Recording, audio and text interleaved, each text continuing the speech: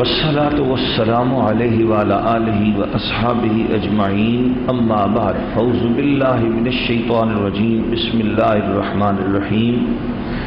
ذالک الکتاب لا ریب فیہ ھدی للمتقین صدق اللہ مولانا العظیم۔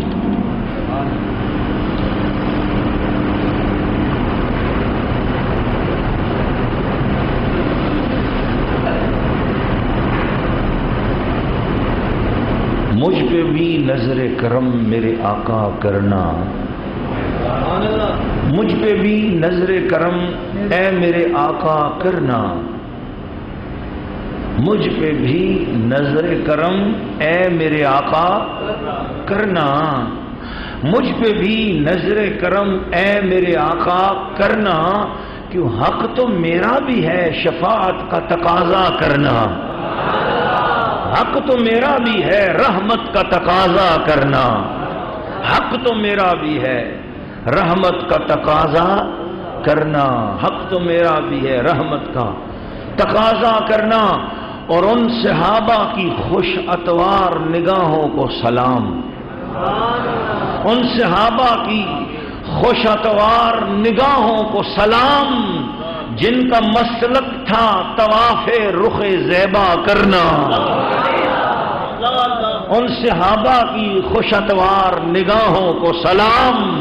جن کا مسلک تھا طواف رخ زیبا کرنا۔ اور یہ کلام تو حضرت پیر نصیر الدین نصیر سرکار کا ہے، لیکن اس میں ایک شعر میں نے اپنی طرف سے پیش کیا ہے ان کی روح کو خوش کرنے کے لیے کہ وہ میرے آقا کا مصحف کی طرف دیکھا کرنا۔ یاد رکھنا، قرآن مجید جب جمع ہوا تھا پہلی بار، قرآن مجید جب جمع ہوا تھا پہلی بار، تو اس کا نام صحابہ اکرام نے سوچا کہ اب قرآن پہلی بار جمع ہوا ہے ابو بکر صدیق کے دور میں، تو اس کا نام کیا رکھیں؟ یہ آپ کے علم میں ہونا چاہیے، قرآن کا نام کیا رکھیں؟ تو اس وقت حضور صلی اللہ تعالیٰ علیہ وسلم کے زمانے اقدس میں بھی یہ بات آئی تھی کہ قرآن سارا جمع ہو گیا ایک جگہ پر، اس ترتیب سے حضور نے سنایا۔ اور آخری سال جس سال حضور نے دنیا سے جانا تھا، تو اس سال حضرت جبریل علیہ السلام نے حضور سے عرض کیا کہ یا رسول اللہ، جس ترتیب میں قرآن لوح محفوظ میں لکھا ہے، اب اس ترتیب سے میں آپ کے ساتھ دور کروں گا، ایک بار میں سناؤں گا تو آپ سنیں گے، اور ایک بار آپ سنائیں گے تو میں سنوں گا۔ تو یہ جو قرآن آج ہمارے درمیان موجود ہے، یہ اسی ترتیب کے مطابق ہے جیسے لوح محفوظ میں لکھا ہے، جیسے جبریل نے آخری بار سنایا اور جیسے حضور نے جبرائیل کو سنایا، جو آج ہمارے پاس قرآن موجود ہے۔ تو جب یہ ہڈیوں پتھروں پر کاغذات پر مختلف انداز میں لکھا ہوا تھا، حضور لکھا گئے تھے، مگر وہ ایک بین الخطوتین یعنی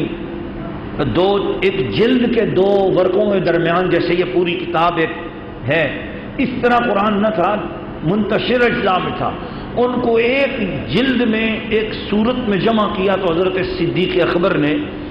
تو وہ جمع کر کے تو اب سوچا اس کا نام کیا رکھیں۔ تو نام کے حوالے سے حضور کے زمانے میں ہی گفتگو ہو چکی تھی کہ کبھی کسی نے کہا تھا اس کا نام انجیل رکھیں، کسی نے کہا اس کا نام القرآن ہو، کسی نے کہا الفرقان ہو، تو مشورے صحابہ کرام کے ہو چکے تھے، پر اس میں زیادہ قبولیت اس بات کو ہوئی کہ اس کا نام المصحف رکھا جائے۔ تو قرآن کا سب سے پہلا نام جب قرآن کی جلد بندی ہوئی تو اس کا المصحف رکھا گیا تھا۔ تو اس بنا پر یہ شعر میں نے لفظ مصحف جو ہے وہ پیش کیا ہے کہ وہ میرے آقا کا وہ مصحف کو دیکھا کرنا، گویا قرآن کا قرآن کو دیکھا کرنا۔ جب حضور قرآن کو دیکھ رہے تھے تو ایسے لگ رہا تھا کہ قرآن خود قرآن کو دیکھ رہا ہے، حضور تو خود سراپا قرآن ہے۔ اگر قرآن لکھا ہوا دیکھنا چاہو تو کتاب میں دیکھو، اور قرآن کو چلتے پھرتے دیکھنا چاہو تو آمنہ کے لال کو دیکھ لو۔ آج ہم نے پچھلے جمعۃ المبارک کو آپ کی خدمت میں عرض کر دیا تھا کہ آج کی گفتگو کا عنوان انشاءاللہ العزیز عظمت قرآن ہے۔ تو اس کے حوالے سے میں سب سے پہلے کوشش کروں گا کہ آج گفتگو ہماری اس طرح جوشیلی جس طرح ہوتی ہے وہ نہ ہو، تاکہ کچھ زیادہ سے زیادہ آپ کو قرآن پاک کے حوالے سے احادیث پیش کر سکوں۔ امام بخاری، امام ابو داؤد، امام ترمذی، امام نسائی، ابن ماجہ اور الترغیب و ترہیب، ان تمام احادیث کی کتابوں میں یہ حدیث شریف آئی ہے۔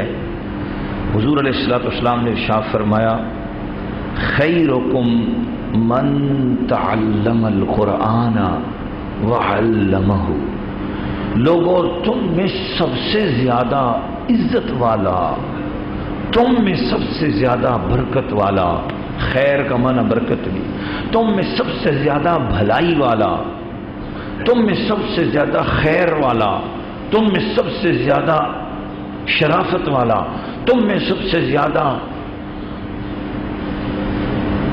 شفا والا، تم میں سب سے زیادہ نور والا، سب معنی خیر کے، تم میں سب سے زیادہ دین و دنیا کی بھلائیاں جمع کرنے والا وہ ہے من تعلم القرآن، جو قرآن کو سمجھ کر خود سیکھ لے، وعلمہ، پھر آگے دنیا کو بھی سمجھانے کی کوشش کرتا رہے۔ تو یہ حدیث پاک تقریباً آپ کو تمام مدارس میں اکثر جگہ پر یہ حدیث پاک آپ کو لوگوں نے محفوظ کی ہوئی آپ کو نظر آتی ہوگی۔ اس حدیث شریف پر انشاءاللہ کبھی گفتگو ہوگی تو اللہ پاک نے موقع بخشا تو تقریباً 2-3 گھنٹے اس پر گفتگو ہو سکتی ہے، مگر میں آپ کی خدمت میں دوسرا فرمان پیش کرنے جا رہا ہوں۔ حضور علیہ السلام نے فرمایا، حضرت ابو سعید خدری بیان فرماتے ہیں، یقول الرب تبارک و تعالی، اللہ پاک خود ارشاد فرماتا ہے۔ یہ حدیث کی روایت حضرت ابو سعید خدری کی برکت سے کتابوں میں آئی ہے، مگر حضرت ابو سعید خدری خود بیان کرتے ہیں کہ اس کی روایت حضور نے بیان کی اور یہ الفاظ اللہ کے ہیں۔ سبحان اللہ۔ اللہ فرماتا ہے کیا؟ من شغلہ القرآن عن ذکری و مسئلتی، جو شخص دن رات اپنا مشغلہ بنا لے کہ میں نے بس جب وقت ملنا ہے قرآن کھول کے بیٹھ جانا ہے، قرآن پڑھتا ہے، قرآن سمجھتا ہے، قرآن سمجھاتا ہے، قرآن کی بات کرتا ہے، جب دیکھو قرآن ہی قرآن، وہ قرآن میں اپنے آپ کو مصروف کر لیتا ہے۔ من شغلہ القرآن عن ذکری و مسالتی، اس حد تک قرآن میں ڈوب جاتا ہے، اس حد تک روزانہ قرآن کی تلاوت کرتا ہے کہ اسے مجھ سے دعا مانگنے کا بھی ہوش نہیں رہتا، مجھ سے اپنی مرادیں مانگنے کا ہوش بھی نہیں رہتا،